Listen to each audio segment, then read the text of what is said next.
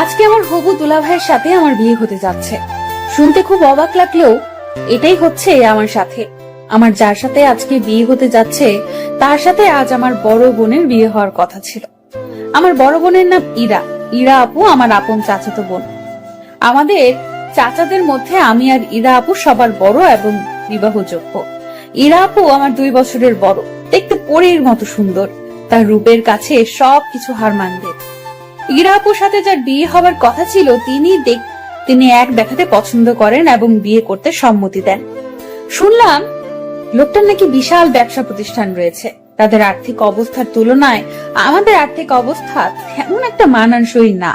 আমরা মধ্যবিত্ত পরিবারের মেয়ে, উনি বড় পরিবারের ছেলে। আপুকে যেদিন উনি দেখতে এসেছিল সেদিন আমি জানালা দিয়ে হালকা উকি দিয়ে দেখেছিলাম। সত্যি লোকটা খুব সুন্দর এবং হ্যান্ডসাম ছিল। লোকটা আপুকে দেখেই পছন্দ করেন এবং বিয়ের দিন তারিখ ঠিক করলেন। আমরা সবাই খুব খুশি ছিলাম আপুর এত বড় ঘরে বিয়ে হবে, তাই আমিও খুব মজা করছিলাম। সামনের সপ্তাহে আপুর আর অরণ্যের বিয়ে। ও, আপনাদের তো ওই লোকটার সাথে পরিচয় করিয়ে দেওয়া হলো না।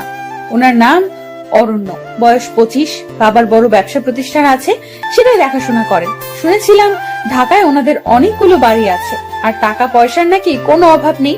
যেহেতু সামনের সপ্তাহে ইরা আপুর সাথে অরণ্যের বিয়ে, তাই আমি আগে থেকেই ঠিক করে রেখেছিলাম হলুদে কি পরবো, বিয়েতে কি পরবো, বউ ভাতে কি পরবো।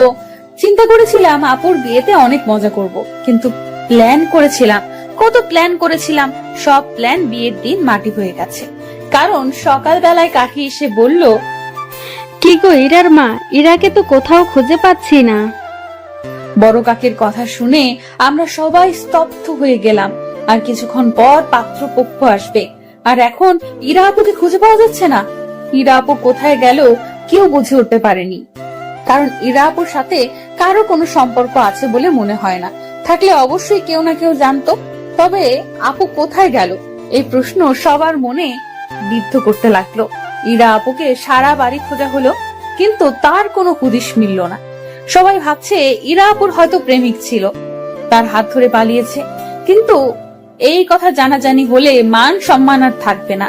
তাই কি করবে সবাই ভেবে উঠতে পারছিল না। সবাই উপায় খুঁজতে লাগলো। হঠাৎ করে কাকা বাবাকে বলে উঠলো, অনন্যা তো বিবাহযোগ্য, অনন্যাকে বিয়ে দিলে কেমন হয়? মান সম্মান বাঁচানোর এছাড়া কোনো উপায় নেই। যেহেতু পাত্র যোগ্য ছিল, আর তাছাড়া আমি দেখতে এতটা সুন্দর না এবং আমার মতো দেখতে খারাপ মেয়ের জন্য এর থেকে ভালো পাত্র পাওয়া অসম্ভব, তাই আমার বাবা কাকার প্রস্তাবে রাজি হয়ে গেল। বাবার এমন অন্যায় সম্মতি দেখে আমার মাথায় যেন আকাশ ভেঙে পড়লো। কারণ আমি আর ইরা আপুর রাত দিন পার্থক্য। আমি দেখতে অতটা সুন্দর না, তারা মেনে নেবে বলে মনে হয় না। কিন্তু বাবা আর চাচার প্রচন্ড চাপে ইরা আপুর যাওয়ায় আমাকে কোণে সেজে বসতে হয় বিয়ের পিড়িতে। লাল টুকটুকে শাড়ি, ভারী গহনা পরে আমি কোণে সেজে বসে আছি। কিছুক্ষণের মধ্যে বরপক্ষ চলে আসবে। জানি না তারা এসে কি করবে, কি হবে এর পরিণতি। এসব কথা ভাবতেই নিজের ভেতর অসহ্য যন্ত্রণা হতে লাগলো। কিছুতেই ভাবতে পারছিলাম না, মাথা ঘুরতে লাগলো। তবু কোনো মতে নিজেকে সামলে স্থির হয়ে বসে পড়লাম। হঠাৎ কানে বাজতে লাগলো, বর এসেছে, বর এসেছে বলে চিৎকার করতে লাগলো। বরকে বারণ করা হলো। পাত্রপক্ষের সবাই কোণে দেখার জন্য রুমে প্রবেশ করলো। পাত্রপক্ষ আমাকে দেখে কোণে পাল্টানো হয়েছে বলে হইচই শুরু করলো। কিন্তু আমার বাবা আর কাকা বলল কোণে ঠিক আছে। পাত্রপক্ষকে চাপ দিল বিয়ে করার জন্য, না হয় ঝামেলা হবে। পাত্রপক্ষ চাপে পড়ে আমাকে বিয়ে করিয়ে নিতে রাজি হলো। নানান ঝামেলার পর অবশেষে আমাদের বিয়েটা সম্পূর্ণ হলো। আজকে ইরা আপুর জায়গায় অরণ্যের বউ হলো অনন্যা। জানি না তাদের মনে আমার জন্য ক্ষোভ জন্মে আছে কিনা। জন্মালেই বা কি করার আছে আমার? যা হবার তা তো হয়েছে। আমি তো চাইনি এমন কিছু হোক। আমারও তো অরণ্য ভাইয়ার প্রতি খুব খারাপ লাগছে, কারণ সে আসছে পরি বিয়ে করতে, আর বিয়ে করতে হলো শেওড়া গাছের পেতনি। নিজের জন্য খারাপ লাগছে, কারণ আমি চাইনি আমার বিয়েটা এমন জোরপূর্বক হোক। দেখতে খারাপ হলেও কখনো এটা নিয়ে আফসোস করিনি, কারণ নিজেকে সব দিক দিয়ে পারফেক্ট করে তোলার আপ্রাণ চেষ্টা করেছি। আর এই বিয়ে নিয়ে 8-10টা মেয়ের মতো আমারও অনেক স্বপ্ন ছিল, আর আজকে চোখের সামনে আমার সব স্বপ্নগুলো ভেঙে গেল। নিজের অজান্তেই বুকের ভেতরটা হু হু করে উঠলো। আর চোখ দিয়ে বৃষ্টি নামতে লাগলো। অপর পাশে সবাই বলতে লাগলো ইরা অনন্যার ভাগ্য খুলে দিয়ে গিয়েছে, তা না হলে অনন্যা এমন ছেলে কখনো বিয়ে করতে পারতো নাকি। এই কথাগুলো শুনে আমার মনটা আরো খারাপ হয়ে গেল। ভাগ্যের কাছে এভাবে হেরে যাব ভাবতেই পারিনি। অবশেষে বিয়ে সম্পূর্ণ হলো। এখন কোণে বিদায় দেওয়ার পালা। আমার বাবা আমাকে অরণ্যের হাতে তুলে দিল। আমাকে অরণ্যের হাতে তুলে দেওয়ার সময় তার মুখের দিকে তাকানো সাহস পেলাম না। লজ্জায় আমি মাথা নিচু করে রইলাম এবং কিছুক্ষণ পর গাড়িতে তুলে দিল। আমি বাবার বাড়ি ছেড়ে শ্বশুর বাড়ি যাচ্ছি, কিন্তু 8-10টা মেয়ের মতো স্বপ্ন নিয়ে যাচ্ছি না, হাজারো স্বপ্ন ভেঙে যাচ্ছি। ভাগ্যের পরিহাস এমন হবে বুঝতে পারিনি। অবশেষে ব্যস্ত শহরের পথ পাড়িয়ে আমি শ্বশুর বাড়ি পৌঁছালাম। শ্বশুর বাড়ির বাকি সবাই আমাকে দেখে কানাকানি করতে লাগলো। কি সর্বনাশ করেছে অরণ্য! এক তো মধ্যবিত্ত ঘরে বিয়ে করেছে, তার মধ্যে মেয়ে হলো অসুন্দর। মেয়ে দেখার সময় সবার চোখ কপালে ছিল নাকি এই মেয়েকে অরণ্যের সাথে মানায় না? এমন সর্বনাশ অরণ্য নিজ হাতে কেন করলো? এসব শুনে মনটা আরো ভাঙতে লাগলো। কোন রকম সবাই তুলে আমাকে ঘরে নিল। খেয়াল করলাম ঘরটা ভীষণ সাজানো গোছানো, চারদিকে ফুলের সুবাস ছড়াচ্ছে। আজ এই ঘরে ইরাপুর আসার কথা ছিল। ভাগ্যের লীলা খেলায় আমি আসলাম। ঘরে নিভু নিভু আলোতে চুপ করে বসে রইলাম। হয়তো এই সময় অন্য মেয়েরা বসে থাকে স্বামীর অপেক্ষায়, আর আমি বসে আছি এক অনিশ্চিত ভবিষ্যতের অপেক্ষায়। হঠাৎ খেয়াল করলাম অরণ্য ঘরে ঢুকেছে। ওনাকে দেখে আমার পুরো শরীর ভয়ে কাঁপতে লাগলো। জানি না কি কথার সম্মুখীন হতে হবে আমাকে। এইসব ভেবে ভয়ে কুকড়ে যেতে লাগলাম। খেয়াল করলাম উনি আমার দিকে তাকিয়ে আছে। হঠাৎ করে লক্ষ্য করলাম আমার শরীর ভীষণ কাঁপছে। উপরে তাকালাম, মনে হলো ফ্যান আমার উপরে পড়ে যাবে। সবকিছু উল্টাপাল্টা লাগছে। আমার এখন কি করা উচিত বুঝতে পারছি না। কিছুক্ষণ পর চোখ বন্ধ করে ধপাস করে শুয়ে পড়লাম। আস্তে আস্তে শরীর নিস্তেজ হয়ে কাঁপতে লাগলো, কষ্ট হতে লাগলো খুব। হঠাৎ খেয়াল করলাম কেউ আমার হাত ধরেছে। হাত ধরে চোখে মুখে পানির ঝাপটা দিচ্ছে, কিন্তু চোখ খোলার মতো শক্তি আমি পাইনি। এবার মনে হয় কেউ আমার প্রেসার মাপছে, কিন্তু চোখ খোলার মতো শক্তি আমি পাইনি। আস্তে আস্তে আরো নিস্তেজ হতে লাগলাম। অনুভব করলাম আমার পাশে এখন কেউ নেই। নিজেকে খুব অসহায় মনে হলো। কিছুক্ষণ পর খেয়াল করলাম কেউ আমার মুখে কিছু একটা দিয়ে বলতেছে, এই যে আপনি এটা খেয়ে নিন, আপনার প্রেসার খুব নেমে গিয়েছে, একটু কষ্ট করে খান, হা করুন। কথাগুলো শোনার পর হা করার মতো শক্তি পাচ্ছি না। কোনোভাবে নিজের মধ্যে শক্তি সঞ্চার করে হা করলাম। খেয়াল করলাম মুখে পানি দিছে, পানিটা মিষ্টি। বুঝতে আর বাকি রইল না চিনির পানি। তাই নিজের মধ্যে শক্তি জুগিয়ে পানিটা খেলাম। খাওয়ার পর একটু ঝিম ধরে শুয়ে রইলাম। এবার শরীরে কিছুটা শক্তি পাচ্ছি, চোখটা খোলার মতো। চোখ খুলে লক্ষ্য করে দেখলাম অরণ্য আমার পাশে বসে আছে কিছু খাবার নিয়ে। একটু তাড়াহুড়ো করে বসতে নিলাম। উনি আমাকে বললেন, ওনার কথা শুনে মনে মনে বললাম, সকাল থেকে আমার উপর দিয়ে যা গেছে এরপর গলা দিয়ে খাবার নামে নাকি? তবে আমি অনেক খেতে পারা একটা মেয়ে, সারাদিন কিছু না কিছু খেতাম। সত্যি বলতে এই মুহূর্তে আমার পেটে প্রচুর ক্ষুধা লেগেছে, তাই সামনে পোলাও রোস্ট দেখে লোভ সামলাতে পারলাম না। সামনে পেয়ে খেতে লাগলাম। হঠাৎ করে খাবার গলায় ভাত দিল। উনি আমার সামনে একটা গ্লাসে পানি ধরলো। আমি পানিটা নিয়ে এক নিঃশ্বাসে খেয়ে ফেললাম। উনি আমাকে কি ভাবছে সেটা আমার দেখার প্রয়োজন মনে করছি না। আমি আমার আপন মনে খেতে লাগলাম। খাবার শেষ করে আমি রিল্যাক্স মুডে শুয়ে পড়লাম, আর উনি খাবার প্লেটটা টেবিলের উপর রাখতে গেল। যাক, লোকটাকে যতটা খারাপ ভাবছি ততটা খারাপ না, এটা ভেবে মনটা শান্ত হলো। কিন্তু হুট করে উনি বললেন, আপনি কি ঘুমিয়ে পড়েছেন? না ঘুমালে আপনার সাথে একটু কথা ছিল। আমি নড়ে চড়ে বসলাম। না, আমি ঘুমাইনি। কেন, কি বলবেন বলুন?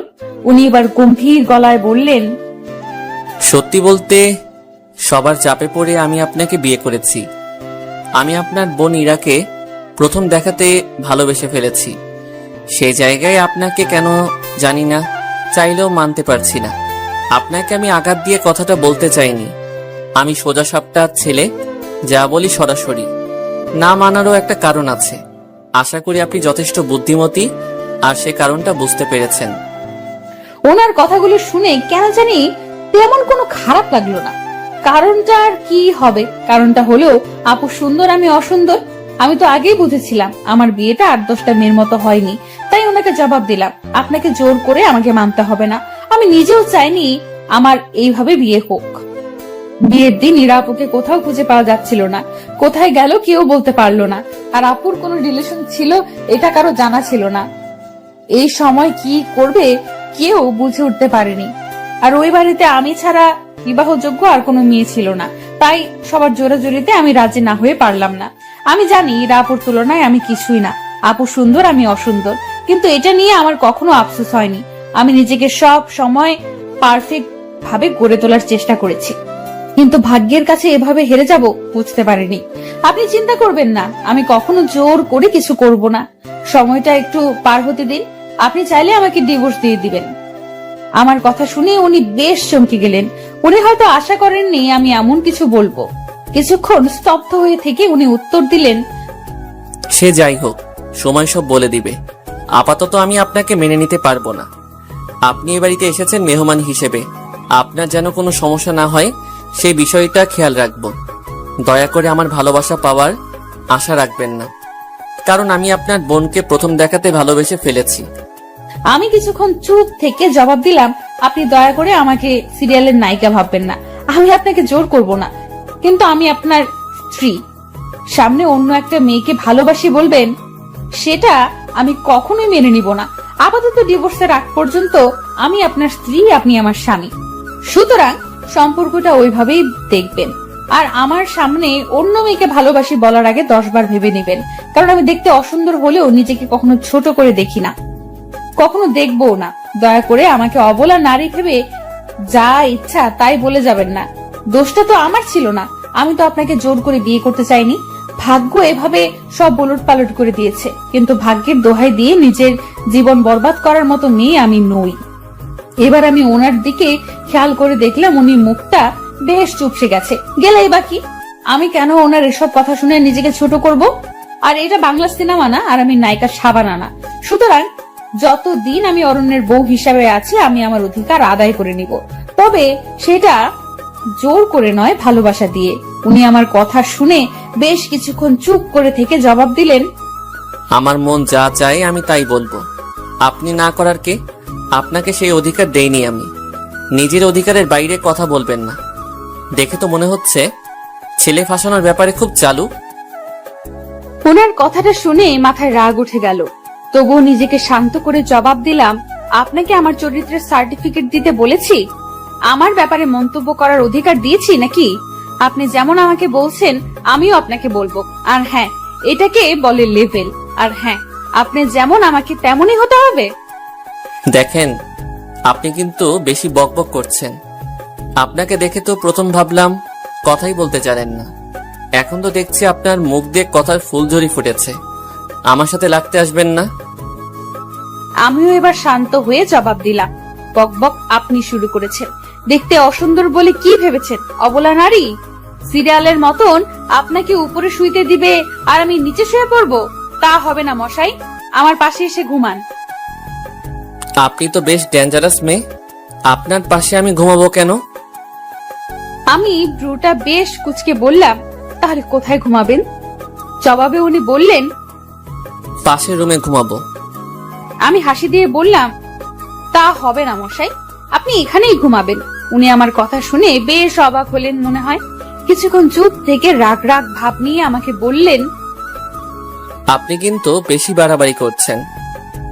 সে যাই করি আমি ঘুমালাম, তবে রুম ছেড়ে ঘুমানো যাবে না। রুম ছেড়ে ঘুমালে আমি কিন্তু আপনার সাথে চলে আসব। উনি বেশ চমকিত পুলকিত হয়ে আমাকে বলল, আপনি তো বেশ নাছোড়বান্দা। ওকে, রুম ছেড়ে যাব না, আমি নিচে ঘুমাচ্ছি। এবার আমায় একটু রেহাই দিন। আমি মুচকি হেসে জবাব দিলাম, ওকে ভূত মশাই। উনি ব্রুটা কুচকে বলল, ভূত মশাইটা কে আবার? আমি হাসতে হাসতে বললাম, কেন আপনি? উনি অবাক হয়ে বলল, এর মধ্যে আপনি আমার নাম ঠিক করে ফেলছেন? হ্যাঁ করেছি। উনি বিরক্ত হয়ে জবাব দিলেন, আপনি সত্যি পাগল একটা মেয়ে, সেটা কি আপনি জানেন? আমি হেসে তাকে জবাব দিলাম, সেটা নতুন করে বলার কিছু নেই। আমি একটু নাছোড়বান্দা, সবাই জানে। আপনি ঘুমান। আর হ্যাঁ, ধন্যবাদ এত কিছু খাওয়াবার জন্য। সবগুলো খাবার আমার প্রিয় ছিল। শুধু চিনির পানি ছাড়া। উনি কিছুটা চুপ হয়ে বলল, দোহাই লাগে, এবার চুপ হন, আমাকে ঘুমাতে দিন। আমি হাত দিয়ে মুখ চেপে ইশারা দিলাম ঘুমান। এরপর উনি ঘুমিয়ে পড়লেন। আপনারা হয়তো আমার এর আচরণ দেখে অবাক হচ্ছেন, আমি এমন কেন করলাম। সত্যি বলতে আমি ছোটবেলা থেকেই এমন নাছর বান্দা আর পাগলাটে। পাগলামির ভাবগুলো এত বড় হওয়ার পরেও যায়নি, তাই পাগলামির সুযোগ পেলেই করে ফেলি। এই যে অরণ্যের সাথে সবে মাত্র শুরু করেছি, এরপর যে কত কি হবে তা আস্তে আস্তে জানতে পারবে। যাই হোক, সেদিনের মতো ঘুমিয়ে পড়লাম। পরের দিন সকালে উঠে আমি খেয়াল করলাম উনি নাক ডেকে ঘুমাচ্ছে। এমন ভাবে নাক ডাকছে মনে হয় ভূমিকম্প হচ্ছে। আমি কি করব বুঝতে না পেরে এক গ্লাস পানি নিয়ে ওনার নাক বরাবর ঠেলে দিলাম। ভূতমশাই খপ করে উঠে বসে বলতে শুরু করলেন, কি হলো, আপনি এভাবে গায়ে পানি দিলেন কেন? মাথার সব তার ছিঁড়ে গেছে নাকি আপনার? আমি এবার হাসতে হাসতে বললাম, মাথা আমার ঠিক আছে। এমন ভাবে নাক ডাকছেন মনে হয় 7 মাত্রায় ভূমিকম্প হচ্ছে। লক্ষ্য করলাম উনি বেশ রেগে আছে আমার কথা শুনে। কিছুক্ষণ দম ধরে বসে থেকে আমাকে বললেন, দেখেন, এসব মজা আমার একদম পছন্দ না, আর এমন করবেন না। কালকের থেকে একের পর এক করে আমাকে জ্বালাচ্ছেন। শেষমেশ আমি কোন পাগলের পাল্লায় পড়লাম? আল্লাহ, আমায় রেহাই দাও। আমি ব্রুটা কুচকে বললাম, হয়েছে হয়েছে, এত কষ্ট পেতে হবে না। আমি এখনো আপনাকে কিছুই করিনি, এতে হতাশ হওয়ার কিছুই হয়নি। এখন আমাকে সবার সাথে পরিচয় করিয়ে দিন, আমি তো বাসার কাউকে চিনি না। ভূতমশাই রাগী গলায় বললেন, কারোর সাথে পরিচিত হওয়ার দরকার নেই। বাসায় অনেক মেহমান, আপনার বাহিরে যাওয়ার দরকার নেই, ঘরে বসে থাকুন। উনি আরো কিছু বলতে যাবে, ঠিক সেই সময় কে যেন দরজা নক করলো আর বলল, অরণ্য, দরজাটা খোলো, বউ নিয়ে নিচে আয়। সবাই বউ দেখার জন্য অপেক্ষা করতেছে। উনি আমার সাথে কোনো কথা না বাড়িয়ে ওই মহিলাকে জবাব দিলেন, ফ্রেশ হয়ে আসতেছি, তুমি যাও। আচ্ছা, গেলাম আমি। উনি উঠতে যাবে, ঠিক তখনই আমি ওনাকে বললাম, আচ্ছা আপনার বাসায় কে কে আছে বলুন না আমায়। এবার উনি রেগে গিয়ে বললেন, আপনার এত কিছু জানতে হবে না, অতিথি হয়ে আসছেন, সময় মতো চলে যাবেন। বাসায় কে আছে এটা জেনে আপনার কি হবে? ওনার কথাগুলো শুনলে গা জ্বলে যায়, কিন্তু আমিও নাছর বান্দা, যতক্ষণ না বলবে আমি ওনাকে উঠতে দিব না। এরপর আমি বললাম, আপনি না বললে আপনাকে উঠতে দিব না, আগে বলেন কে কে আছে। বলবো না কে কে আছে? কি করবেন আপনি? আপনি একরোখা হলেও আমি আপনার চাইতে বেশি একরোখা। আমি কিছুই বলবো না। আমি গলা একটা কাশি দিয়ে বললাম, বলতে হবে না, যান ওয়াশরুমে যান। উনি আমার হার মানা দেখে বেশ খুশি হলো, কিন্তু যখন ওয়াশরুমে যেতে লাগলো আমি পাটা বাড়িয়ে দিলাম। আমার পায়ে ওনার পা লেগে হোঁচট খেয়ে পড়ে গেলেন। তখন তিনি বললেন, আপনি ইচ্ছে করে এমন করেছেন? ইচ্ছে করে এমন করেছেন কেন বলেন? আমি মুচকি এসে বললাম, কোথায়, আমি কিছু করিনি। আপনি বলেননি তাই শাস্তি পাচ্ছেন। যদি এবারও না বলেন তাহলে আপনার জন্য আরো অনেক কিছু অপেক্ষা করছে। এবার ভেবে দেখুন কি করবেন। উনি বেশ ভালো করেই বুঝতে পারলেন আমি আসলে একটা নাছর বান্দা, তাই আরো কিছু ঘটার আগেই বললেন, আমার পরিবারে বাবা, মা, আমি আর আমার বড় বোন আছে। বাবা বিদেশে থাকে সব সময়, আর মা দেশে থাকে, প্রায় সময় অসুস্থ থাকেন। আর বড় বোন স্বামী নিয়ে লন্ডন থাকেন। একটু আগে যে মেয়েটা ডেকে গেলেন উনি আমার বড় বোন। আর আমার বাবা আমার বিয়েতে আসেনি, উনি সব সময় ব্যস্ত থাকেন। আচ্ছা আচ্ছা, তাহলে আপনার বাসায় রান্না করেন কে? উনি রাগ করে বললেন, এটাও কি আপনার জানতে হবে? আমি এবার ভাব মাখা মুখ নিয়ে বললাম, হ্যাঁ ভূতমশাই। উনি মুখটা বাঁকিয়ে উত্তর দিলেন, বাবুর্চি রান্না করে। এবার আমাকে ওয়াশরুমে যেতে দিন। আপনিও রেডি হন, বাসার সবাই নিচে অপেক্ষা করছে। পারলে একটু ভালো করে সেজে যাবেন, না হয় মান সম্মান আর থাকবে না। বিয়ে তো করেছেন ফাঁসিয়ে, সেটা তো আর কেউ বুঝবে না। সুতরাং একটু গুছিয়ে যাবেন নিচে, পরে সময় আর সুযোগ মতো আলাদা হয়ে যাব আমরা। আশা করি বুঝতে পারছেন। কথাটা শুনে বুকের ভেতরে কাঁপতে লাগলো। যতই হোক উনি এখন আমার স্বামী, কোনো মেয়ে চাইবে না যে তার ডিভোর্স হোক। খারাপ লাগলেও নিজেকে সামলে ভূতমশাইকে জবাব দিলাম, আমি এসব ময়দা মেখে নিচে যেতে পারবো না। আমি যেমন ওই রকমই যাব। কে কি বললো তাতে আমার কিচ্ছু যায় আসে না। ময়দা মেখে নিজের সৌন্দর্য বাড়ানোর কোনো ইচ্ছে নেই আমার। আশা করি বুঝতে পারছেন। উনি এতক্ষণে বেশ ভালোই বুঝতে পারছেন যে আমি খুব নাছর বান্দা। তাই উনি শুধু বললেন, আপনার যা ইচ্ছে করুন, যেভাবে ইচ্ছে ওইভাবেই নিচে যান, আমার তাতে কিছু যায় আসে না। কথাগুলো বলে ওয়াশরুমে ঢুকে গেলেন। এর মধ্যেই আমি খেয়াল করলাম সারা ঘর অগোছালো হয়ে আছে। তাই ঘরটা গোছানো শুরু করলাম। আলমারি থেকে ওনার কাপড় বের করে বিছানায় সাজিয়ে রাখলাম, যাতে করে ওয়াশরুম থেকে এসেই হাতের নাগালে উনি সব পেয়ে যায়। ওনার ঘড়ি, ওয়ালেট সব একত্রে এক জায়গায় রাখলাম। আমি একটা শাড়ি পরে নিলাম। যতটুকু সম্ভব নিজেকে ময়দা ছাড়া গোছানোর চেষ্টা করলাম। সবকিছু ঠিক করতে করতে খেয়াল করলাম উনি ওয়াশরুম থেকে বের হয়েছে। ওয়াশরুম থেকে বের হয়ে সারা ঘরটা দেখে একটু অবাক হয়েছে। বিছানার উপর ওনার কাপড়গুলো দেখে বললেন, এখানে এগুলো কে রেখেছে? ঘরটা এত তাড়াতাড়ি পরিপাটি করে কে গুছিয়ে দিয়ে গেল? আমি লাজুক স্বরে জবাব দিলাম, এ সব কিছু আমি করেছি। আমার কথা শুনে উনি বেশ চুপসে গেলেন। চুপসানো মুখ নিয়ে আমাকে বলল, এত কিছু করতে কেউ তো আপনাকে বলেনি, এত কিছু করতে গেলেন কেন? আমি বেশ ঝাঁঝালো গলায় জবাব দিলাম, আমার ঘর আমি গুছিয়েছি, তাতে আপনার কি মশাই?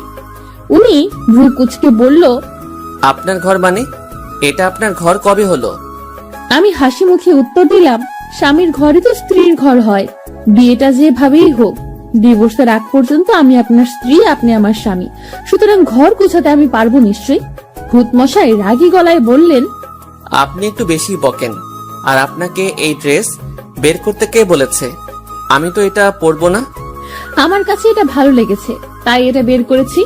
এটা পরলে আমি খুশি হব। উনি এবার গম্ভীর একটা মুড নিয়ে জবাব দিলেন, আপনার খুশিতে আমার কিছু আসে যায় না। করছেন তো ফাঁসিয়ে বিয়ে, আবার অধিকার ফলাতে আসছেন।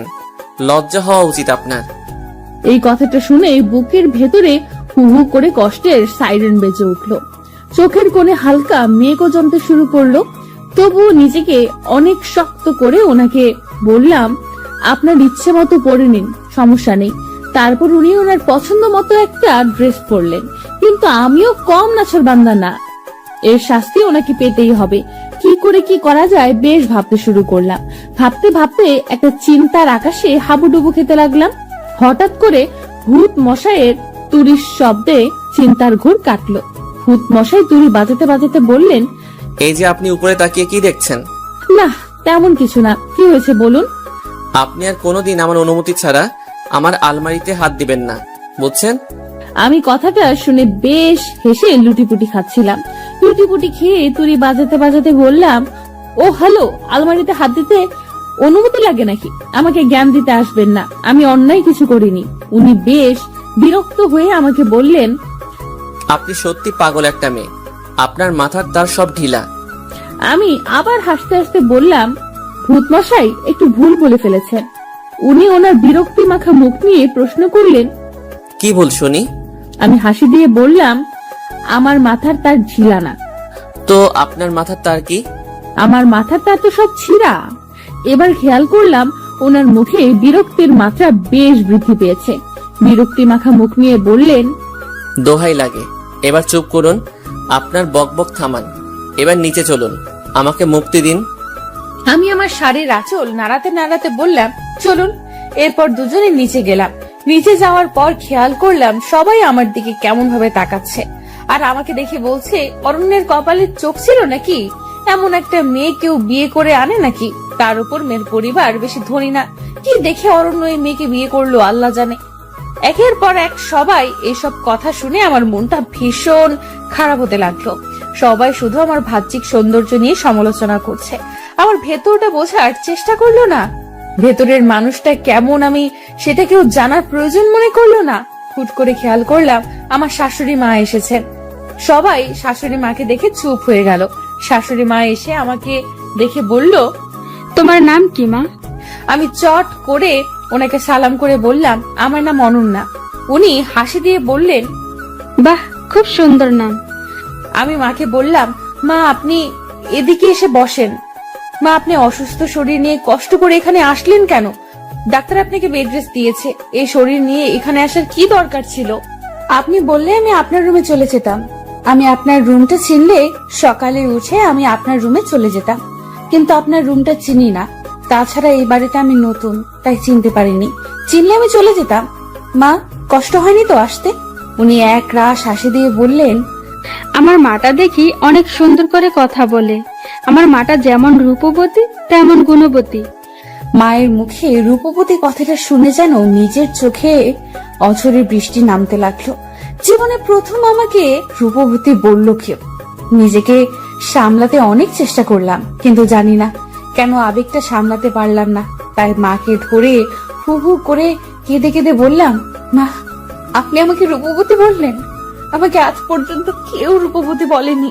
আপনার মুখে রূপবতী কথাটা শুনে কেন জানি না আবেগটাকে সামলাতে পারলাম না। শাশুড়ি মা আমার মাথায় হাত বুলিয়ে দিয়ে বললেন, সবাই তোমার বাহিরের রূপটা দেখেছে, কিন্তু ভিতরের রূপটা কেউ দেখেনি। তোমার ভিতরের রূপটা যদি কেউ দেখতো তাহলে সবাই তোমাকে রূপবতী বলতো।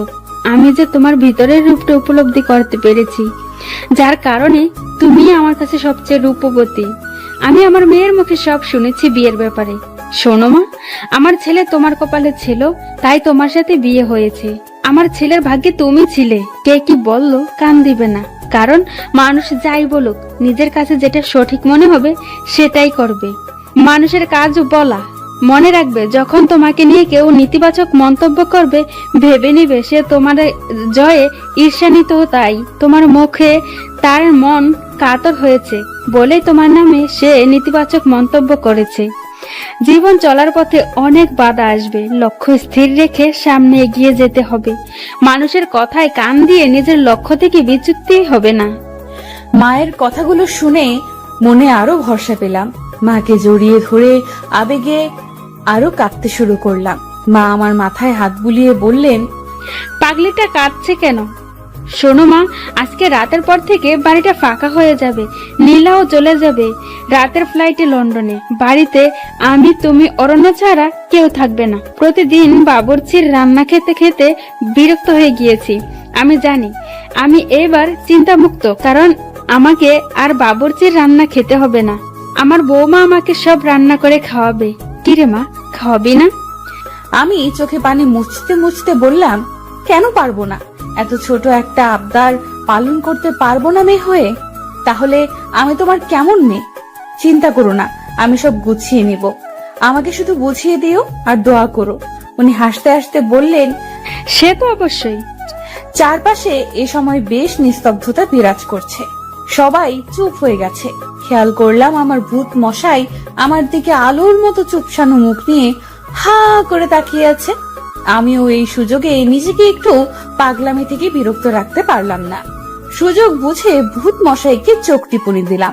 ভূত মশাই আমার চোখ টিপুনি দেখে একটু নড়ে চড়ে দাঁড়ালো। আমি ভূত মশাইয়ের দিকে মনোযোগ সহকারে মায়ের দিকে তাকিয়ে বললাম, মা, এবার ঘরে চলুন। বেশিক্ষণ এভাবে থাকা ঠিক হবে না। আপনি আমার সাথে ঘরে চলুন আর আমাকে আপনার ঘরটা চিনিয়ে দিন, যাতে করে পরে যেতে আমার অসুবিধা না হয়। মা হাসতে হাসতে বললেন, চল আমার সাথে চল। আমি মাকে নিয়ে ঘরে গেলাম। এবার মা আমার হাতটা ধরে বললেন, দেখো মা, অরণ্য বেশ সরল সোজা সাপটা স্বভাবের ছেলে। তুমি অরণ্যকে ভালো রেখো, তুমি তাকে কখনো কষ্ট দিও না। আমি মায়ের হাতটা চেপে ধরে বললাম, মা, বিয়েটা যেভাবেই হোক না কেন, আমি এখন অরণ্যের স্ত্রী। অরণ্যের ভালো মন্দের বিষয়টা আমি মাথায় রাখবো। আপনি শুধু আমার জন্য দোয়া করবেন। মা আবার আমার মাথায় হাত বুলিয়ে দিয়ে বললেন, দোয়া করি অনেক সুখী হও। মায়ের আদর মাখা স্পর্শ নিয়ে বের হলাম রুম থেকে। মায়ের রুম থেকে বের হয়ে দেখলাম ভূত মশাই এক জায়গায় স্থির হয়ে দাঁড়িয়ে আছে। এই সুযোগ আমার প্ল্যানটা কাজে লাগানোর। আমি একটু কোক মুখে নিয়ে ভূত মশাইয়ের কাছে গিয়ে জোরে হাসি দিলাম আর সব কোক ওনার গায়ে ফেললাম। উনি বেশ লাফিয়ে উঠে বললেন, আমি ভালো করে জানি আপনি ইচ্ছে করে এমন করেছেন। কেন করেছেন এমন? আপনি আমার সাথে এমন করেন কেন? মাকে তো দেখলাম খুব হাত করে ফেলছেন। ফাঁসানোর ব্যাপারে আপনি অনেক বড় ওস্তাদ। মাকেও ফাঁসিয়ে দিয়েছেন। সে আমি যা ইচ্ছে করি, আপনার কি? যান, ড্রেসটা চেঞ্জ করে আগের ড্রেসটা পরে আসেন, যেটা আমি পছন্দ করে দিয়েছি। আমার কথা শুনেননি তো, তাই এমন হলো। মাঝে মাঝে বউয়ের কথা শুনতে হয়, নয়তো এমন অনাকাঙ্ক্ষিত ঘটনা ঘটতে পারে। এই কথা শোনার পর ওনার আর বুঝতে বাকি রইল না আমি ইচ্ছে করে এমন করেছে। কিন্তু ওনার মুখে এখন তেমন রাগের ছাপ দেখতে পেলাম না। তবুও মুখটা একটু বেঁকিয়ে জবাব দিলেন, আপনার পছন্দের ড্রেসটা পরবো না, কারণ আপনাকে আমার ভালো লাগে না। ইরাকে প্রথম দেখায় ভালো লেগে গিয়েছিল, যে ভালো লাগাটা আপনার প্রতি চাইলেও আনতে পারছি না। আমি এবার হালকা করে ওনার কাছে গেলাম, কাছে গিয়ে বললাম, প্রথম দেখায় ভালো লাগার চেয়ে দেখতে দেখতে ভালো লাগাটা অনেক শ্রেয়। আপনি আমাকে দেখতে থাকুন। এই কথা বলে চোখ টিপুনি দিয়ে আবারও বললাম, এই ড্রেসটা পরলে ভালো লাগবে, পরবেন কিন্তু। পরবো না। এই কথা বলে তিনি তাড়াহুড়ো করে রুমে চলে গেলেন। কিছুক্ষণ পর খেয়াল করলাম উনি সিঁড়ি দিয়ে নিচে নামছে। আমি ওনাকে দেখে পুরো অবাক, কারণ আমি যে ড্রেস পরতে বলেছি সেই ড্রেসটা পরেছে। আমি তো ওনার দিক থেকে চোখ সরাতে পারছি না। হুট করে উনি আমার কাছে এসে বললেন, ভাববেন না আপনার কথা রাখতে পড়েছি। আমার ড্রেস আমি পরবো, যা ইচ্ছে তা পরবো। আমি এবার আর কোনো কিছু বললাম না, শুধু মুচকি একটু হাসি দিয়ে বললাম, আচ্ছা ঠিক আছে, কিছু ভাববো না। ছোটখাটো খুনসুটি দিয়ে সারাদিন পার করলাম। সন্ধ্যার দিকে একে একে সব মেহমান চলে গেল। নীলা আপু রাতের ফ্লাইটে লন্ডনে চলে গেলেন। যাওয়ার আগে শুধু বলে গেল, বিয়ে যেভাবেই হোক আমি যেন সবকিছু ম্যানেজ করে নেই। আমি আশ্বাস দিলাম সব ঠিক করে নিব। পরিবারের এমন সাপোর্ট পাবো আশা করিনি। সবাই আমার পাশে আছে এটা ভেবে মনে আরো ভরসা পেলাম। সারাদিন পার করে রাতে ঘুমাতে গিয়ে রুমে দেখি ভূতমশাই কি যেন কাজ করতেছে। আমি এক মগ কফি বানিয়ে তার দিকে এগিয়ে দিলাম, এই যে আপনার কফি। উনি আমার হাত থেকে কফি নিয়ে কফিতে এক চুমুক দিয়ে কিছুক্ষণ টেস্ট বোঝার চেষ্টা করলো মনে হয়। আর একটু পর আমাকে বললেন, কফিটা কে বানিয়েছে? আমি লজ্জা মাখা মুখে বললাম, কেন? কফিটা ভালো হয়েছে তাই। আমি লজ্জা মাখা মুখে বললাম, কফিটা আমি বানিয়েছি। উনি এবার মুখটাকে আলুর চপের মতো করে ফেললেন। ভুল ক্রমে উনি আমার প্রশংসা করে ফেলেছেন। এটা মনে হয় ওনার উচিত হয়নি, তাই মুখটাকে বাংলার পাঁচ করে ফেললেন। এবার মনে হয় আমাকে একটু পচিয়ে উনি ওনার দায়িত্ব পালন করবেন। যা ভেবেছিলাম তাই করেছে। উনি ওনার মুখটাকে বাংলার পাঁচ বানিয়ে আমার দিকে তাকিয়ে বললেন, এই জন্যই বলি টেস্টটা এত জঘন্য কেন। আমি ওনার কথায় ভ্রুক্ষেপ না করে একটু মুচকি হাসি দিয়ে চলে গেলাম। পরের দিন সকালে উঠে সব রান্না করলাম। রান্না করে মায়ের খাবার নিয়ে মায়ের রুমে চলে গেলাম। মা আমাকে দেখে হাসি মাখা মুখে বলে উঠলো, কি রে মা, এখন এত খাবার নিয়ে আসলি কেন? এত খাবার কোথায় দেখলে তুমি? এগুলো সব খেতে হবে তোমাকে, নয়তো সুস্থ হবে না। আমার কাছে খাবার নিয়ে কোনো ফাঁকে দিতে পারবে না। খেতে না চাইলে মায়ের দিয়া জোর করে খাওয়াবো। উনি হাসতে হাসতে আমার মাথায় হাত দিয়ে বললেন, বুঝতে পেরেছি, আমার আর ফাঁকি দেওয়া যাবে না। তা দাও, খেয়ে নেই। আমি মাকে খাওয়াতে লাগলাম আর একের পর এক গল্প শুনতে লাগলাম। মনে হয় উনি অনেকদিন পর মন খুলে কথা বলছে। ঠিক এ সময় অরণ্য এসে বললেন, মায়ের রুমে আপনি এখন কি করছেন? মায়ের জন্য খাবার নিয়ে এসেছিলাম। আচ্ছা আপনি এখন যান, মায়ের সাথে আমার একটু কথা আছে। ঠিক তখনই পাশ থেকে মা বললেন, অনন্যা তো পর কেউ না, অনন্যার সামনে বল কি বলবি। না মা, আমি একা কথা বলতে চাই। আমি আর কিছু না বলে মায়ের পাশ থেকে উঠে চলে আসলাম। কিছুক্ষণ পর উনি কথা শেষ করে খাবার খেতে আসলেন। আমি খাবারগুলো খেতে দিলাম। খেয়াল করলাম গপ গপ করে খাবার খাচ্ছে। এরপর আমি বললাম, আরে মশাই আস্তে খান, সব শেষ হয়ে গেলে আবার রান্না করবো নাকি? মানে এগুলো কে রান্না করছে? লাজুক মুখে জবাব দিলাম, এগুলো সব আমি রান্না করেছি। এই জন্যই বলি এত জঘন্য কেন। কথাটা বলে উনি খেতে লাগলেন। আমি তখন বললাম, জঘন্য খাবার এভাবে খাচ্ছেন? ভালো খাবার হলে কিভাবে খেতেন? আমার কথাটা কানে তুললেন না মনে হয়, খেয়ে যাচ্ছে। এবার ওনাকে বললাম, এই যে শুনছেন? হ্যাঁ কি বলবেন বলুন। আমি একটু বাইরে যেতে চাই, কিছু জিনিস কিনতে হবে। রান্নার জন্য কিছু সবজি লাগবে। আমি গেলে মন মতো কিনে আনতে পারতাম। আপনি গেলে যান, কিন্তু কি দিয়ে যাবেন? আমি গাড়িটা নিয়ে যাব। গাড়ি থাকলেও ড্রাইভার নেই। ড্রাইভারের স্ত্রী অসুস্থ, তাই ছুটি নিয়ে বাড়ি গিয়েছে। আপনি কিভাবে যাবেন? আমি মুচকি হেসে বললাম, সেই গাড়ির চাবিটা আমাকে দিয়ে যান, আমি একাই চলে যেতে পারবো। উনি অবাক হয়ে বললেন, একা চলে যেতে পারবেন মানে? গাড়ি কে চালাবে? কেন আমি চালাবো? আমার এই কথা শুনে এবার উনি বেশ চমকে উঠলেন। আমার মুখ থেকে উনি এমন কথা আশা করেনি হয়তো। তারপর আমাকে জিজ্ঞেস করলেন, আপনি গাড়ি চালাতে পারেন? আমি হাসতে হাসতে বললাম, হ্যাঁ পারি। অসুন্দর বলে নিজেকে কখনো ছোট ভাবিনি। সবকিছু শেখার চেষ্টা করেছি, নিজেকে পারফেক্ট ভাবে গড়ে তোলার চেষ্টা করেছি। আমার কথা শুনে উনি কিছুক্ষণ আমার দিকে তাকিয়ে রইলেন এবং বললেন, আচ্ছা আমি চাবি দিয়ে যাব। তারপর উনি আমাকে চাবি দিয়ে চলে গেলেন। আস্তে আস্তে দিন কাটতে লাগলো, অরণ্যের সাথে খুনসুটিগুলো বাড়তে লাগলো। খেয়াল করলাম অরণ্য অনেক পরিবর্তন হতে লাগলো। এর মধ্যে হুট করে একদিন অরণ্য অফিস থেকে এসে আমাকে বলতে লাগলো, আপনি একটু তাড়াতাড়ি রেডি হন, আপনাকে নিয়ে একটা জায়গায় যাব। অরণ্যের এমন কথা শুনে আমার মনটা খুশিতে নাচতে শুরু করলো। কিন্তু অরণ্য আমাকে কোথায় নিয়ে যাবে জানার জন্য মনটা ছটফট করতে লাগলো। তাই নিজের আবেগ আর সামলাতে পারলাম না। অরণ্যকে জিজ্ঞেস করলাম, আপনি আমাকে কোথায় নিয়ে যাবেন? অরণ্য বেশ রাগ গলায় বলল, আপনাকে রেডি হতে বলেছি, আপনি রেডি হন। এত কিছু জানতে হবে না, একটু বকবক বেশি করেন, এত বকা ভালো না। যান, রেডি হয়ে আসুন। আমি মুখটা কাচুমাচু করে যেতে লাগলাম। উনি পিছন থেকে ডেকে বললেন, শুনেন। আমি হাসি দিয়ে পেছন ফিরে বললাম, হ্যাঁ বলেন, কোথায় যাব আপনি বলবেন? উনি আরেকটু গম্ভীর গলায় জবাব দিলেন, আপনার মাথায় আসলে গোবর। আমি বলার আগে বকবক করে যাচ্ছেন। আমি কোথায় যাব সেটা বলার জন্য ডাকিনি। আমি মন খারাপ করে ওনার দিকে তাকিয়ে বললাম, তাহলে কেন ডেকেছেন? আমি ডেকেছি এজন্য আজকে একটা শাড়ি পরবেন। হঠাৎ শাড়ি পরবো কেন? আমি বলেছি তাই পরবেন। আপনি বললেই পরতে হবে? আমি পরবো না। আপনাকে পরতেই হবে। বলছি তো পরবো না। উনি রেগে গিয়ে বললেন, আপনার যা ইচ্ছে তাই করেন। এই কথা বলে উনি চলে গেল। আমারও ওনাকে রাগাতে পেরে খুব ভালো লাগতেছে। এখন কি করব? শাড়ি পরবো নাকি কিছুই মাথায় আসছে না। আজকে ভূতমশাই আমাকে কোথাও নিয়ে যাবে।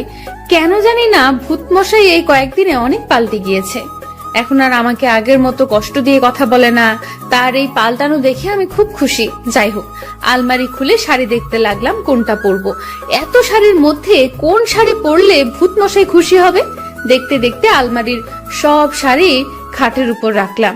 ভূতমশাই আমার কাছে এসে বলল, আপনি এখনো রেডি হননি? খাটের উপর শাড়ির মেলা বসিয়েছেন, এত শাড়ি খাটের উপর রাখছেন কেন? আমি তোতলাতে জবাব দিলাম, না মনে হয় না, মানে। কি না মানে করছেন? স্পষ্ট করে বলেন কি হয়েছে। এমনিতে তো কথা একটাও মাটিতে পড়ে না, এখন এভাবে তোতলাচ্ছেন কেন? ঠিক করে বলেন কি হয়েছে। না মানে, আমি মুখটা একটু অসহায় ভাব নিয়ে বললাম, না মানে। আবার না মানে শুরু করেছেন। সত্যি বলতে আমি কোন শাড়ি পরবো ঠিক বুঝতে পারছি না। আপনি যদি একটু ঠিক করে দিতেন ভালো হতো, আমার রেডি হতে সুবিধা হবে। উনি মুচকি হেসে আমাকে বললেন, একটু ওই দিকে যান। সামান্য শাড়িটা ঠিক করতে পারছেন না কোনটা পরবেন? সবকিছু তো বলার আগে করেন। আজ এমন কি হলো, শাড়ি পছন্দ করতে পারছেন না? না মানে। থাক, আপনাকে আর না মানে করতে হবে না। দেখতে দিন শাড়িগুলো। আমি একটু সরে পাশে গিয়ে বসলাম। উনি আমার পাশে এসে বললেন, এবং সব শাড়ি থেকে একটা শাড়ি হাতে নিয়ে বললেন, আপনি বরং কালো শাড়িটা পরুন, পরলে ভালো লাগবে। কালো শাড়ির কথা বলাতে আমার মনের ভেতর কেমন করে উঠলো, কারণ আমি ফর্সা না তাই। এরপর আমি ওনাকে বললাম, আমি তো ফর্সা না, তাই আমাকে কালো শাড়ি মানাবে বলে মনে হচ্ছে না। কালো শাড়িতে আরো কালো লাগবে আমাকে, একদম পেতনি মনে হবে। আপনি আমাকে অপমান করার জন্য এমন বলছেন তাই না? উনি আমার কথায় মনে হয় বেশ বিরক্ত হলো। হয়তো আমার মুখে এমন কথা আশা করেননি, তাই উনি বিরক্ত মাখা মেজাজে আমাকে বললেন, আপনার মতো সাহসী মেয়ের মুখে এমন কথা মানায় না। মা তো বলেছে সৌন্দর্য ভিতরে থাকে, বাহিরের সৌন্দর্য কোনো সৌন্দর্য না। আপনাকে না হয় আমি ভিতর থেকে দেখলাম। আপনি কালো শাড়িটা পরুন। আপনাকে অপমান করার কোনো ইচ্ছা আমার নেই। আপনার যদি মনে হয় আমি অপমান করার জন্য বলেছি, তাহলে পরার দরকার নেই। এই কথাটা বলে উনি রুম থেকে বের হয়ে গেলেন। আমি এখন কি করব বুঝে উঠতে পারছি না। অবশেষে চিন্তা ভাবনা করে কালো শাড়িটা পরে নিলাম। এই প্রথম আমি কালো শাড়ি পরলাম। কালো ছিলাম বলে কখনো কালো ড্রেস পরিনি। আজকে কালো শাড়িটা পরাতে নিজের কাছে নিজেকে কেন জানি সুন্দর লাগছে। হালকা একটু পাউডার মুখে মেরে দিলাম। হঠাৎ করে খেয়াল করলাম উনি রুমে প্রবেশ করেছে। রুমে প্রবেশ করে আমাকে দেখে বললেন, বাহ, আপনাকে খুব সুন্দর লাগছে। কালো কাজল পরলে আরো সুন্দর লাগবে, সাথে একটা বড় খোপা করলে। আমি কালো, তার উপর কালো কাজল পরলে চোখগুলো আরো কালো দেখাবে। সাদা কালো কোনো ভেদাভেদ নেই, ভেদাভেদ তো মানুষের দৃষ্টি করে। আপনাকে সুন্দর দৃষ্টিতে কেউ দেখলে অবশ্যই তার কাছে সুন্দর লাগবে। মানুষকে সুন্দর অসুন্দর তখন লাগে যখন মানুষের দৃষ্টি সুন্দর অসুন্দর হয়। আপনি চাইলে কালো কাজল পরতে পারেন, আপনাকে ভালো লাগবে। ভূতমশাইয়ের কথাগুলো শুনে মনের ভেতর রোমাঞ্চকর অনুভূতি আসলো। ওনার মুখে এমন কথা শুনে নিজের মধ্যে অসম্ভব ভালো লাগা কাজ করছে। সত্যি কখন যে ওনাকে ভালোবেসে ফেলেছি বুঝতে পারিনি। হঠাৎ করে ওনার ডাকে চিন্তার ঘোর কাটলো। কি ব্যাপার, কোথায় হারিয়ে গেলেন? না মানে আবার না মানে? হয়েছে হয়েছে, এবার চটপট রেডি হন, আমি নিচে নামছি। এই বলে অরণ্য নিচে নেমে গেল। দরজার সামনে গিয়ে পেছনে তাকিয়ে বলল, এই যে শুনুন। জি বলেন। একটা টিপ পড়লে খারাপ লাগবে না, আর মাথায় খোপা করুন। অরণ্যের মুখে এসব কথা শুনে আমি লজ্জায় লাল হয়ে গেলাম। অরণ্য এভাবে আমাকে বলবে আমি কখনো ভাবিনি। অরণ্য এ বলে বাইরে গেল। আমি টিপ আর খোপা করে নিচে নামলাম। খেয়াল করলাম মা নিচে বসে আছে। মা আমাকে দেখে বললেন, আজকে আমার মা অনন্যা এত খুশি, কোথায় যাচ্ছে? মায়ের কথা শুনে আরো লজ্জা পেলাম। লজ্জায় লাল হয়ে নিচে তাকিয়ে রইলাম। মা আমার এই হাল দেখে কাছে আসলো আর আমার মাথার উপরে হাত তুলে বলল, আজকে অরণ্যের সাথে ঘুরতে যাওয়া হচ্ছে, এতেই এত লজ্জা? আজকে মাকে অনেক সুন্দর লাগছে, দেখি হাতটা দাও। আমি মায়ের দিকে হাত বাড়িয়ে দিলাম। মা তার হাত থেকে বালাজোড়া খুলে আমার হাতে পরিয়ে দিয়ে বলল, বিয়ের পর হাত খালি রাখতে হয় না, হাতে সবসময় চুরি পরে থাকতে হয়। যাও, তোমার তো আর আনন্দের শেষ নেই, স্বামীর সাথে ঘুরে আসো। আমার মহাজন কাল পরশু আসবে, তখন আমিও ঘুরবো। তখন আমাদের প্রেম দেখে হিংসা করো না। যাও মা, দেরি হলে অরণ্য রাগ করবে। আমি হাসতে হাসতে মাকে বললাম, কিছু বলো না মা, আমি তো তোমার বন্ধুর মতো। আমি রেডি হয়ে বের হলাম। খেয়াল করলাম উনি গাড়ির সামনে দাঁড়িয়ে আছে। আমাকে দেখে আমার দিকে এক নজরে হা করে তাকিয়ে আছে। আমি লজ্জায় আরো কাতর হয়ে গেলাম। লজ্জায় কাতর হয়ে ওনাকে বললাম, কি ব্যাপার, কি দেখছেন? তেমন কিছু না। তাহলে এভাবে তাকিয়ে আছেন কেন? এমনি তাকিয়ে আছি, সব কি তোমাকে বলতে হবে? এত বাচাল মেয়ে এত বকতে পারে? লক্ষ্য করলাম অরণ্য আমাকে তুমি করে বলছে। আমার যে কি খুশি লাগছে বলে আপনাদেরকে বোঝাতে পারবো না। মনটা খুশিতে নাচতে লাগলো। হুট করে উনি ডাক দিল আর বলল, অনন্যা, এভাবে মূর্তির মতো দাঁড়িয়ে আছো কেন? না মানে আজকে তোমার মুখ থেকে না মানে গেল না। এই যে আপনি আমাকে তুমি করে বললেন তো, তাই আর কি। তুমি আমার বয়সে ছোট, তোমাকে কেন আপনি ডাকবো? তোমাকে তো তুমি করেই ডাকবো। শুনো, জি বলুন। আজকে তুমি গাড়ি চালাবে, আমি তোমার পাশে বসবো। আমি খুশিতে লাফ দিয়ে গাড়িতে উঠতে লাগলাম আর বললাম, আচ্ছা আচ্ছা। আমি উঠতে যাব, ঠিক তখনই একটা হোঁচট খেলাম। উনি আমাকে জাপটে ধরে বলতে শুরু করলো, তোমার চটপটে আর পাগলামি স্বভাব আর গেল না, আস্তে উঠো। এরপর আমি আস্তে করে গাড়িতে উঠলাম। ভূত মশাইও গাড়িতে উঠলেন। আমি গাড়িটা স্টার্ট দিয়ে বললাম, কোথায় যাবেন মশাই? উনি আমাকে রাস্তা বলে দিল। আমিও যেতে লাগলাম। যেতে যেতে একটা রেস্টুরেন্টের সামনে চলে আসলাম। রেস্টুরেন্টে দুজনে ঢুকলাম।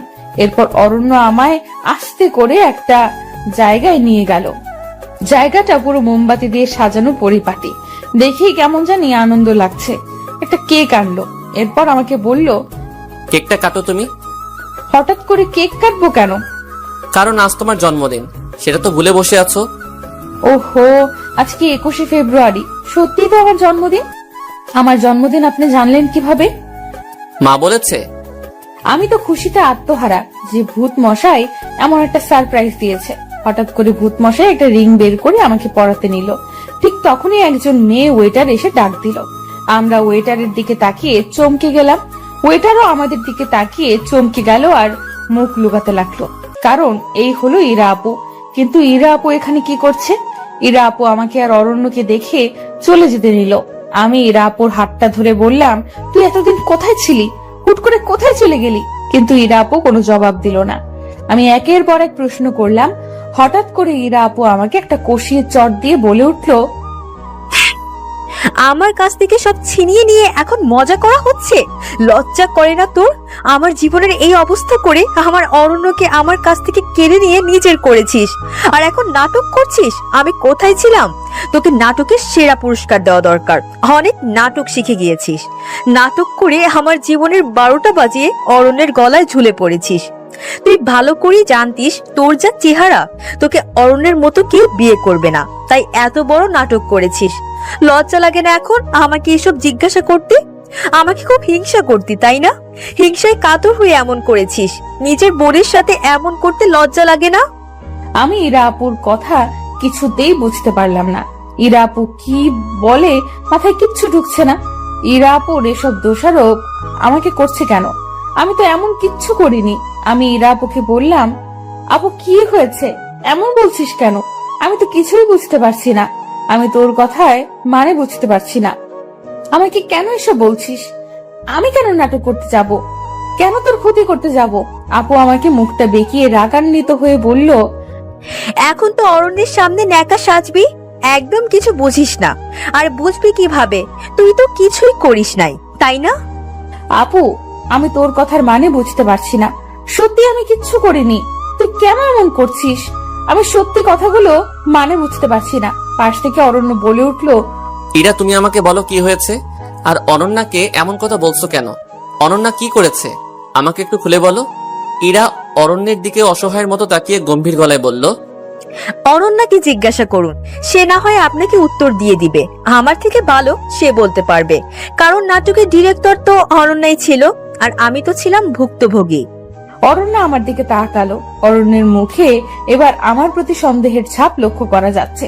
বোঝা যাচ্ছে যে সে আমাকে অনেক সন্দেহ করতেছে। সন্দেহ মাখা মুখ নিয়ে বললেন, অনন্যা কি করেছো তুমি? ইরা এসব কি বলছে? সত্যিটা বলো, কি হয়েছে? আমার কাছে সব খুলে বলো, নাটক করবে না একদম। আপনি বিশ্বাস করেন আমি কিচ্ছু করিনি। ইরা আপু কেন এমন বলতেছে সেটাও বুঝতেছি না। এমন কেন বলতেছিস তুই? খেয়াল করলাম ইরা আপু খুব কান্না করতেছে। কেন এভাবে কান্না করছে সেটাও বুঝতেছি না। অরণ্য ইরা আপুকে সান্ত্বনা দিয়ে বলল, ইরা তুমি বলো কি হয়েছে? ইরা আপু কাঁদতে কাঁদতে অরণ্যকে বলল, কি আর বলবো বলুন, আমার তো সবকিছু শেষ হয়ে গিয়েছে এই কাল নাগিনীর জন্য। এখন আর বললেও সব ঠিক হবে না। আমি চাই না আপনাদের মধ্যে কোনো ঝামেলা হোক। আপনারা প্লিজ চলে যান। ইরা তোমাকে বলতে বলেছি, বলো অনন্যা কি করেছে? খেয়াল করলাম ইরা আপু কাঁদতে কাঁদতে অরণ্যকে বলল, আপনারও কি বিশ্বাস হয় আমি বিয়ের দিন বয়ফ্রেন্ডকে নিয়ে পালিয়েছি? অরণ্য শান্ত স্বরে জবাব দিল, সে তো আমি বিশ্বাস করিনি, কারণ তুমি তো বিয়ের আগে আমার সাথে ফোনে অনেক কথা বলতে, কিন্তু হঠাৎ কি এমন হলো? কোথায় গিয়েছিলে তুমি? খেয়াল করলাম ইরা আপু এবার বেশ কাঁদছে। কাঁদতে কাঁদতে ইরা আপু যা বলল সেটা শুনে আমার হার্টবিট বেড়ে গেল। মনে হয় এখানে দম বন্ধ হয়ে যাবে। আপু এসব কেন বলছি কিছুই বুঝতে পারলাম না। আমার বুকটা ছিঁড়ে যাচ্ছে কথাগুলো শুনে। কারণ আপু বলল, আমি কোথায় গিয়েছিলাম সেটা কি আপনি জানতে চান? হ্যাঁ, জানতে চাই। তখন ইরা আপু বলল, সেদিন আমি ঘরে বসে সাজতে লাগলাম। হঠাৎ করে অনন্যার মোবাইল থেকে মেসেজ আসলো, আপু একটু লুকিয়ে বাহিরে আয়, অরণ্য ভাইয়া আসছে তোমার সাথে দেখা করতে, তোমাকে সারপ্রাইজ দিতে। আমিও সরল মনে বের হলাম। আমার ভুল ছিল, আমি আপনাকে কল দেইনি। বের হয়ে দেখলাম বাইরে কেউ নেই, আশেপাশে ফাঁকা। অরণ্যাকে কল দিলাম, সেও ফোন তুলছে না। হুট করে অনন্যার মোবাইল থেকে মেসেজ আসলো, একটু বাগানের দিকে আয়। অরণ্য এখানে দাঁড়িয়ে আছে। আমিও বাগানের দিকে গিয়েছিলাম, কিন্তু কাউকে কোথাও দেখলাম না। আমি সামনের দিকে একটু এগুলাম, তারপর এই বলে ইরা আপু আবার কাঁদতে লাগলো। অরণ্য তখন ইরা আপুর হাতটা ধরে বললেন, বলো তারপর কি হলো? কান্না থামাও। ইরা আপু কান্না থামিয়ে বলল, তারপর লক্ষ্য করলাম কয়েকটা লোক আমাকে ঝাপটে ধরলো, আমার মুখ চেপে ধরলো। আমি চোখেও কিছু দেখতে পেলাম না। কখন যে জ্ঞান হারিয়ে ফেললাম টের পেলাম না। জ্ঞান ফেরার পর লক্ষ্য করলাম আমি রনকদের বাসায়। অরণ্য বেশ অবাক হয়ে জিজ্ঞাসা করলেন, রনকটা কে? ইরা আপু বলল, রনক হলো অরণ্যার বেস্ট ফ্রেন্ড। যদিও রনক অনন্যার 2 বছরের বড়, তবুও তাদের ভালো ফ্রেন্ডশিপ ছিল। রনক আমাকে অনেক পছন্দ করত। অনন্যাকে বেশ কয়েকবার বলেছিল সে, কিন্তু আমি রাজি হইনি। আর সে সুযোগে অনন্যা নিয়েছে। আমার বিয়ের দিন আমাকে গায়েব করে দিয়েছে, আর ফাঁসিয়ে আপনাকে বিয়ে করেছে। অনন্যা আমার সাথে এমন করবে আমি ভাবতেও পারিনি। রনককে দেখে আমি চমকে গিয়ে জিজ্ঞাসা করলাম, তুমি আমাকে এখানে নিয়ে এসেছো কেন? আমি তোমাকে ভালোবাসি ইরা। আমি চাই তুমি আমার হও। দেখো, অনন্যাও চাই তুমি আমার হও। তাই তো অনন্যা আমাকে সাহায্য করেছে। ইরা রনকের মুখে অনন্যার নামটা শুনে অবাক হয়ে গেল।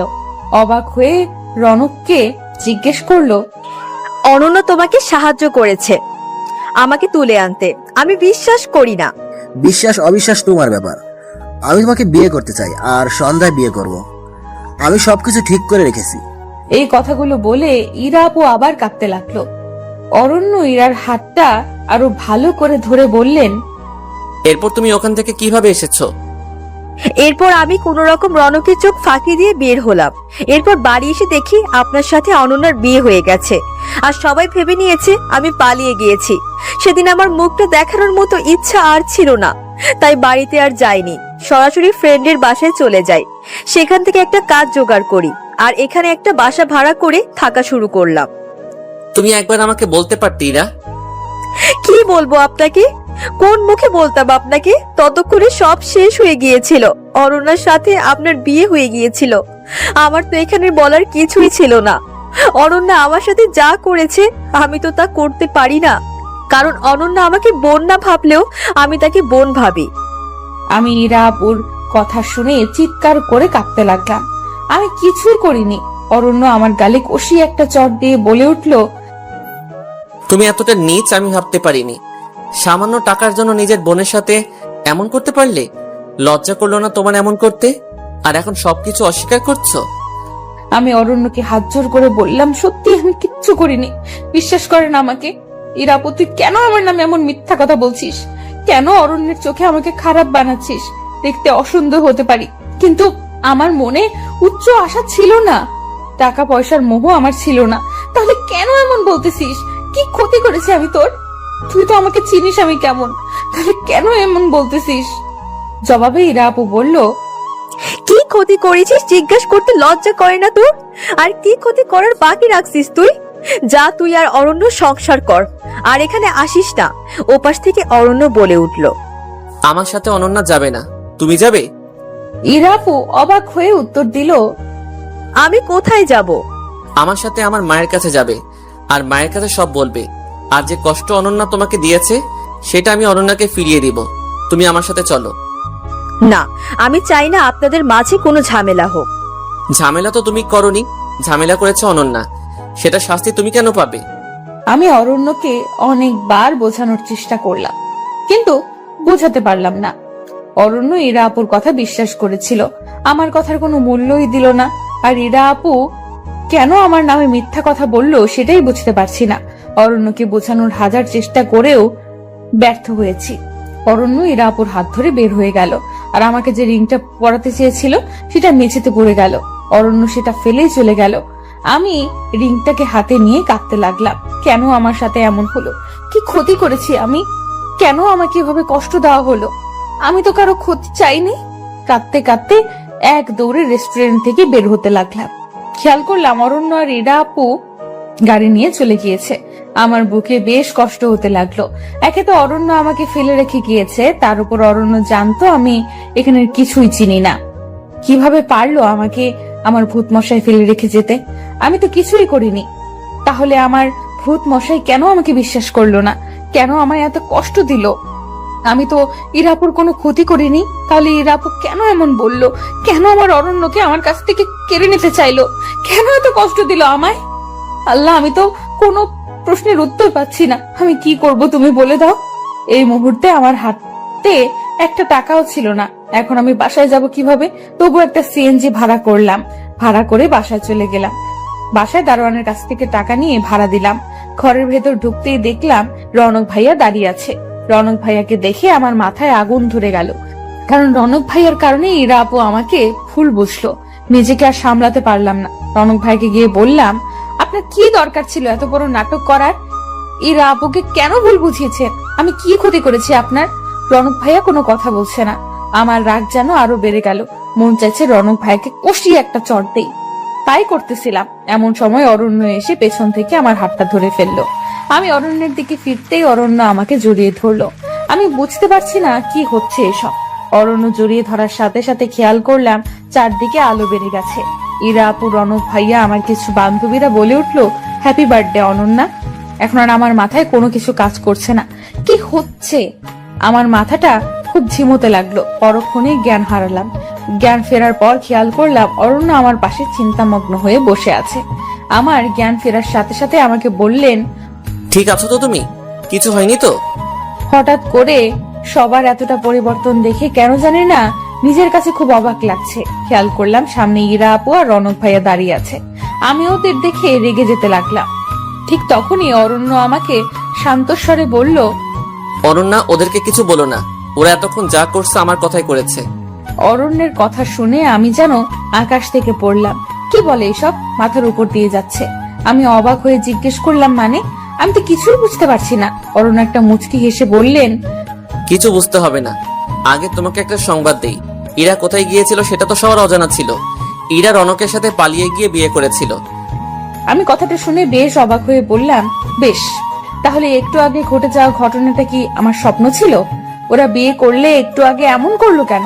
এরা আপু পাশ থেকে বলে উঠলো, তুই একটু শান্ত হ, আমি সব বলছি। আমি নিজেকে শান্ত করে বললাম, এবার বলো। রনকের সাথে আমার 3 বছরের সম্পর্ক। রনক তোকে কিছু বলেনি, কারণ আমরা ভাবছিলাম তোকে সারপ্রাইজ দিব, কিন্তু হঠাৎ করে আমার বিয়ে ঠিক করায় সব ঝামেলা পাকালো। কি করব কিছুই বুঝতে পারছিলাম না। শেষমেশ বিয়ের দিন সকালে মনে হলো নিজের ভালোবাসাকে এইভাবে কোরবানি করা ঠিক হবে না। তাই রনককে ফোন দিয়ে বললাম, রনক তুমি কি চাও, আমরা এক হই। ইরা, তুমি এখনো এই কথা জিজ্ঞেস করছো? তুমি যা করতে বলবে আমি তাই করব। তুমি শুধু আমাকে ছেড়ে যেও না প্লিজ। তাহলে বাগানের কাছে চলে আসো।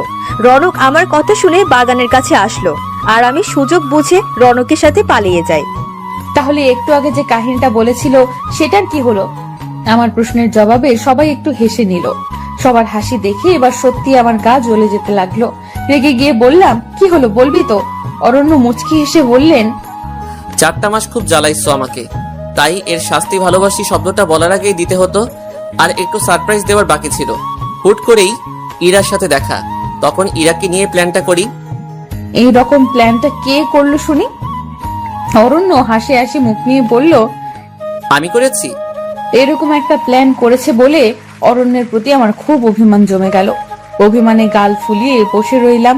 ইরা আপু বলল, আচ্ছা অনন্যা থাক, তুই আমি আর রনক বাইরে গেলাম। তোদের মান অভিমানের পালা শেষ কর। আর চটটা দেওয়ার জন্য সরি, জোরে লাগেনি তো। নাটক করতে গিয়ে ক্যারেক্টারের মধ্যে ঢুকে গিয়েছিলাম।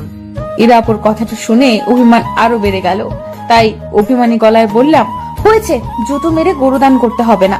ইরা আপু হাসি দিয়ে রনক ভাইয়ের কাছে চলে গেল, আর আমি গাল ফুলিয়ে বসে রইলাম। অরণ্য আমার দিকে তাকালো, কিন্তু আমি অভিমানের কারণে অরণ্যের দিকে তাকালাম না। অরণ্যের চোখ যেন আমার দিক থেকে সরছে না, আমি যেন তার চোখের নিশানা থেকে সরতে পারছি না। ক্রমশই আমার অভিমান কমতে লাগলো। তবু অভিমান ধরে রাখার চেষ্টা করলাম, কিন্তু অভিমান ধরে রাখতে পারলাম না। তাই অরণ্যকে জড়িয়ে ধরে আবেগে কাঁদতে লাগলাম। কাঁদতে কাঁদতে বললাম, আমাকে এইভাবে কষ্ট দেওয়ার কি দরকার ছিল? আমি যদি হারিয়ে যেতাম ওই জায়গা থেকে? আমি তো আমার অনন্যাকে চিনি, যে সে বাসা খুঁজে আসতে পারবে, সেটা আমার খুব ভালো করে জানা ছিল। সারপ্রাইজটা কেমন লাগলো? খুব বাজে লাগছে। এইভাবে আর সারপ্রাইজ দিবেন না। নাটক করতে গিয়ে তো রিংটা ফেলে আসলেন। খেয়াল করলাম অরণ্য আমার এই কথা শুনে অট্ট হাসি দিচ্ছে। তাই আমি বললাম, কি ব্যাপার, এত হাসি দিচ্ছেন কেন? হাসি দিচ্ছি এই জন্য, আমি যে রিংটা ফেলে এসেছি সেটা নকল রিং ছিল। আসল রিংটা আমার কাছে। নাটকটা বাস্তবমুখী করার এক অভিন্ন প্রচেষ্টা আর কি। এত বড় ছলনা! চান, আপনার সাথে আর কথা বলবো না। অরণ্য এবার আমাকে জড়িয়ে ধরলো। মনে হচ্ছে তার নিঃশ্বাসের শব্দ আমি শুনতে পাচ্ছি, তার হার্টবিটের আওয়াজ আমি শুনতে পাচ্ছি। এবার কানের কাছে মুখটা হালকা করে নিয়ে বললেন, আই লাভ ইউ আমার পেতনি। এবার যেন তাহার প্রতি থাকা সকল অভিমান দুমড়ে মুচড়ে শেষ হয়ে গেল। অভিমানটা টিকিয়ে রাখার বৃথা চেষ্টা করলাম, কিন্তু পারলাম না। আমি ফিসফিস করে বললাম, আই লাভ ইউ টু ভূতমশাই। আমার মতো কালো মেয়েকে ভালোবাসলেন কিভাবে? মানুষের দৃষ্টি সুন্দর অসুন্দরের বৈষম্য করে। আমার দৃষ্টিতে তুমি সবচেয়ে বেশি সুন্দরী। অরণ্যের মুখে এই কথাটা শুনে আমি যেন কোথাও নিমেষেই হারিয়ে গেলাম। কিছু বলতে চাইলেও আর পারছি না, কারণ গলাটা থরথর করে কাঁপতে লাগলো।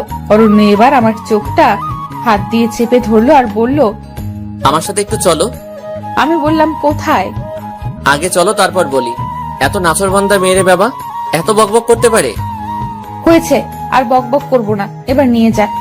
চোখটা চেপে ধরে আস্তে আস্তে আমাকে কোথায় নিয়ে যাচ্ছেন কিছুই বুঝতে পারছি না।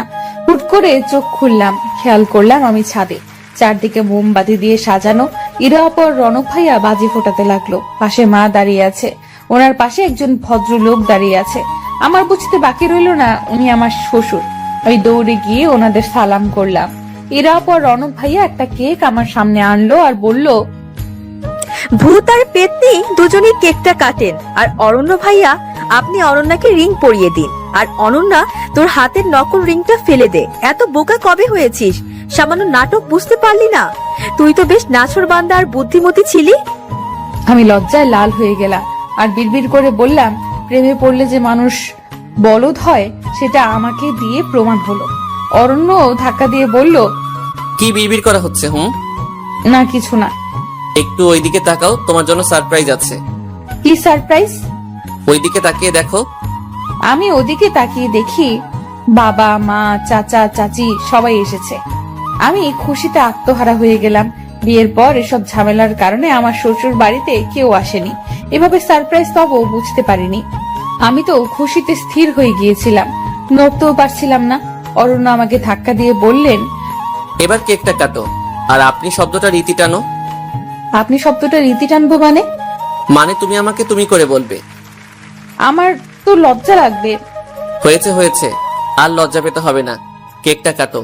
এরপর কেকটা কাটলাম। কেকটা কাটার সাথে সাথে চারদিকে বাজি ফুটতে শুরু করলো। কয়েকটা ফানুস আকাশে উঠতে লাগলো। কি যে অনুভূতি বলে বোঝানো যাবে না। মনের ভেতরটা এমন লাগছে যেন ঝড় হওয়ার পরে শরীরে শীতল হাওয়া বইছে। সত্যি বুঝতে পারিনি আমার ভূত মশাই আমাকে এতটা ভালোবাসে। কেকটা কাটলাম, ভূত মশাই আমার হাতে রিং পরিয়ে দিল। আমি লজ্জায় এক দৌড়ে রুমে চলে আসলাম। অরণ্য আমার পেছনে রুমে আসলো। অরণ্যকে বললাম, আপনার তো। অরণ্য আমার মুখটা চেপে ধরে বলল, আপনি না, তুমি বলো। আমি লজ্জা মাখা মুখে বললাম, তোমার তো আমাকে ভালো লাগে না। ইরা আপুকে প্রথম দেখাতে ভালো লেগেছিল, হুট করে আমাকে ভালো লাগলো কিভাবে? উত্তরে অরণ্য বলল, কারণ প্রথম দেখে ভালো লাগার চেয়ে দেখতে দেখতে ভালো লাগা অনেক শ্রেয়। আমি বললাম, আমার কথা আমাকে ফিরিয়ে দেওয়া হচ্ছে? সত্যি কথা বললে ফিরিয়ে দেওয়া হয় না, বরং সত্যতার প্রমাণ হয়। সেদিনের পর থেকে অরণ্য আমার জীবনটা পুরোপুরি পাল্টে গেল। দেখতে দেখতে 3টা বছর কেটে গেল। এর মধ্যে আমি এক পুত্র সন্তানের মা হলাম। একদিন পাশের বাসার ভাবি আমার সন্তানকে দেখতে এসে বললেন, অনন্যা ভাবি, আপনার বিয়েটা যেন কিভাবে হয়েছে? উত্তরে আমি বললাম, আমাদের হঠাৎ বিয়ে হয়েছে।